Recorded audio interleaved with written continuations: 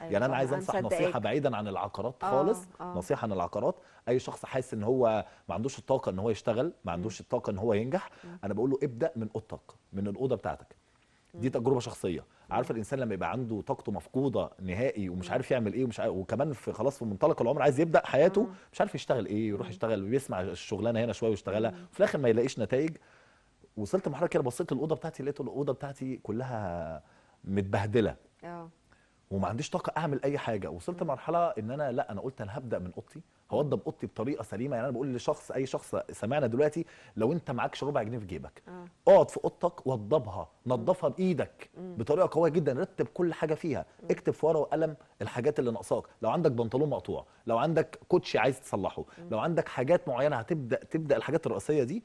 وطبعا الصلاه، او مم. اللي انت تعرف ربنا، تقرب من ربنا، مم. وفي نفس الوقت تلعب رياضه. مم. الحاجات دي ببلاش. مم. يعني انا صح. بقول حاجات صدقيني الحاجات دي بتدي طاقه ايجابيه جدا جدا جدا، جدا انا جدا. لو مصدقاك مليون ذكرت في ربنا المية. مره واحده في يومك مم. ما تنساوش خالص، ولعبت رياضه. مم. يعني انا ساعات كنت بقول ايه، صلي مثلا والعب 10 ضغط كل مم. يوم لو معكش مم. فلوس اشتراك للجيم. مم. لما تبدا ان انت تلعب، تهتم بجسمك، مم. ومثلا تذكر ربنا مثلا، وتوضب حاجتك وتكوي لبسك، مم. هتصحى الصبح عندك طاقه ايجابيه، ان قميصك مكوي، ايوه بنطلونك مكوي، صحيح. هتلبس، هتنزل الحياة تواجه هتمشي. الحياه بسرعه، بدل ما اه. تقعد ساعتين شايف ايوه. هرجله اه.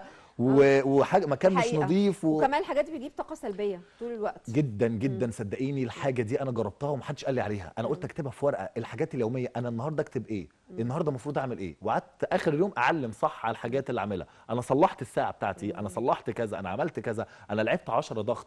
فيوم مع يوم بقيت انزل، ما باخدش وقت عشان انزل الشارع مم. اروح للشغل. وحاسس ان انت انجزت. انجزت وطاقه ايجابيه، مم. وظهري مثلا مفرود، ولابس القميص مكوي، مش لسه بدور وانا صاحي من النوم في عز البرد ان انا اكوي. الحاجات دي يعني صدقيني انا مصدقاك والله جدا. بوقت قصير جدا. انا مم. بقول للشباب ده، الشباب اللي عايز يبدا منين، ابدا من اه. اوضتك، ابدا من مم. كذا، اسعى. طاقتك الايجابيه وراحتك مم. والطاقه الروحانيه اللي عندك هتطلع للناس. صحيح، دي حقيقة صحيح. فهتبدا ان انت خلاص انت بتشتغل وبتبدا تحاول وتعافر. اهم حاجه ان انت ما تيأس. ايوه 100%. يعني عرفتوا بقى ان انا كان عندي حق لما قلت لكم في الاول، انا ببقى مبسوطه قوي لما بعمل اللقاءات دي، بحس ان هي من الاول كده، بحس ان هي هيبقى حوار مثمر جدا، مفيد جدا وايجابي جدا. فالحمد لله يعني اهو، يعني كل الكلام اللي انا وعدتكم بيه حصل من كلامي يا محمد، مع حفظ الالقاب طبعا.